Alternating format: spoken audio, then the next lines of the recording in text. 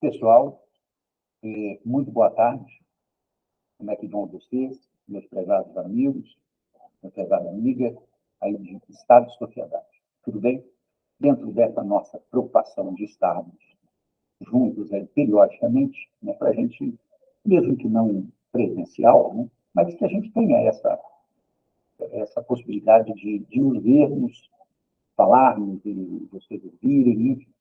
Pena que eu não posso também assim, ouvir, mas já é alguma coisa, né? Esse encontro nosso dessa maneira. Né? Muito bem.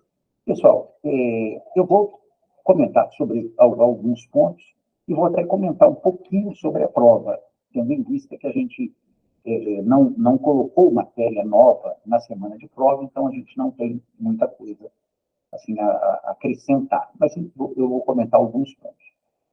Nesse breve, como eu sempre tenho feito, nesse breve vídeo-aula, que eu peço que vocês fiquem até o final, tá? Tenho certeza que é proveitoso. Pois muito bem.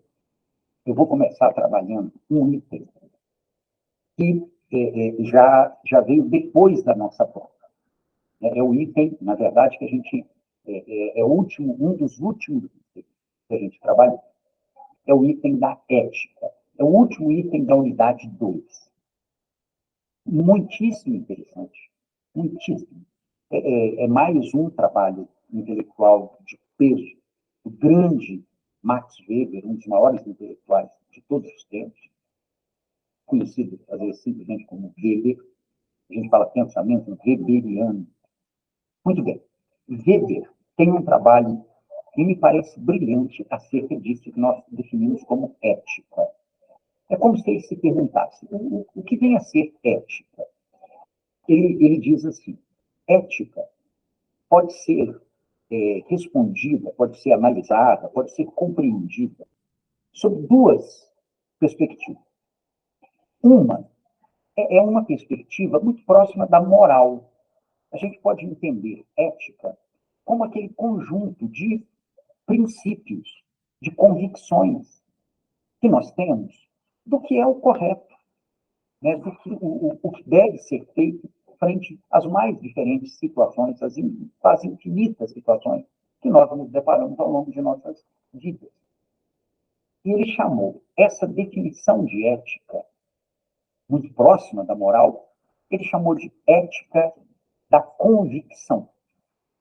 Repito, são as convicções morais, são as convicções dos princípios, que nós entendemos como aqueles corretos, que nós devemos seguir. São muito próximos assim, de um senso comum. Muito bem. Mas o Weber diz que existe também uma outra possibilidade de encararmos ética. Existe a ética do princípio. Desculpe, eu acabei de falar da ética das convicções, que é essa ética dos princípios.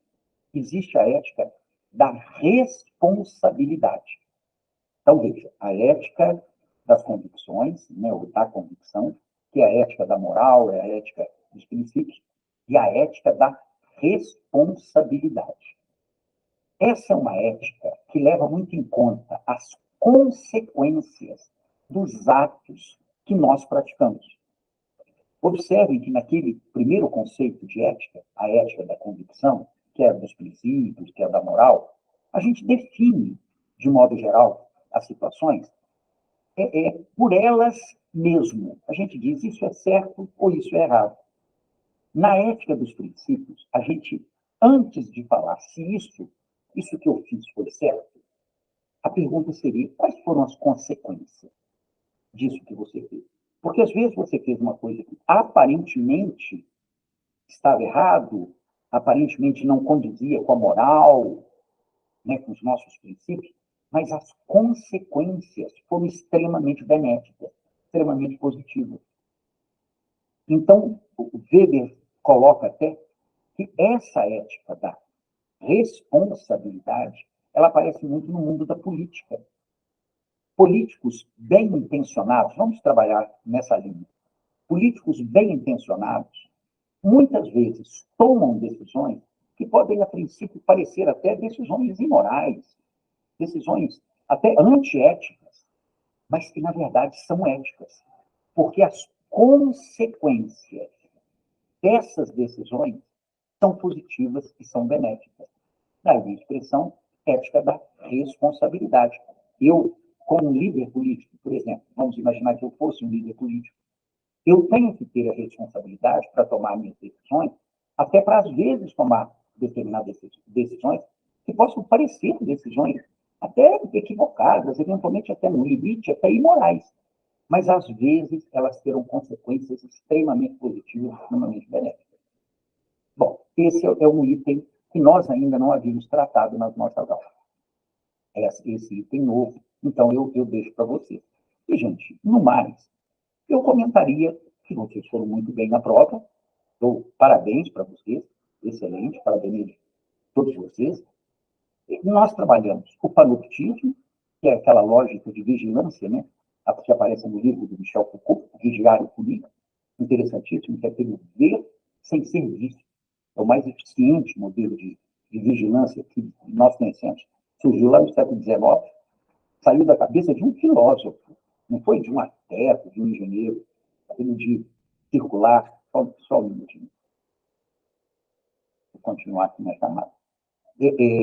Não foi de um arquiteto, de um engenheiro que imaginou tipo assim, no início era um presídio circular, onde as celas, sempre iluminadas e tal, seja por uso natural, luz artificial, e um vigia numa torre no centro, vendo todos, mas ninguém vendo dentro da torre. Não foi um engenheiro, um arquiteto, foi um filósofo, o Jeremy Bentham, que pensou. E esse modelo foi sendo transmitido até hoje. Então, hoje, quando a gente entra numa loja e vê lá aquela carinha redonda lá escrita, sorrindo, você está sendo filmado, é um modelo panóptico. Né? Você está sendo avisado, olha, você não está vendo, mas tem alguém te vendo. Você não sabe de onde está vindo essa vigilância, mas ela existe. Então, o modelo panóptico, interessante. E os outros, a gente também trabalhou bastante aqui. A gente trabalhou a questão do individualismo, mais precisamente a atitude blasé, que é aquela atitude de indiferença, que nas grandes cidades é muito comum. Eu me recordo que eu já havia comentado com você, né, sobre isso, e isso que eu estou comentando agora, a gente havia tratado. A atitude blasé é essa atitude de indiferença típica das grandes cidades. Mas se a gente for, inclusive, assim, tentar dar conta de tudo que acontece ao nosso redor nas grandes cidades, a gente não sai nem do lugar. Essa que é a verdade. Assim, são tantos sons, são tantas visões, são tantas situações que se apresentam que a gente não conseguiria nem viver nas grandes cidades. A gente tem que ter essa atitude de indiferença que, às vezes, a gente radicaliza. E nós vamos nos fechando numa bolha também, isso é ruim, quando a gente faz isso. Essa indiferença é grande demais também. Então, é um ponto de equilíbrio. Mas ela existe, a atitude blasé. Falamos do patrimonialismo, típico do homem cordial brasileiro, que não sabe diferenciar o público do privado, o eterno problema da política brasileira, desde que o Brasil foi descoberto. No primeiro documento escrito sobre o Brasil, gente, a famosa Carta de Pero Vaz de Caminha, isso é verdade, eu já procurei olhar a carta, né, obviamente, não o documento original que está no museu, tá, mas eu procurei ler essa carta, não, uma cópia da carta. Ela termina com o Pero Vaz de Caminha, que era um dos poucos que sabia escrever na esquadra do Pedro Álvares Cabral, termina com ele pedindo um emprego para o genro.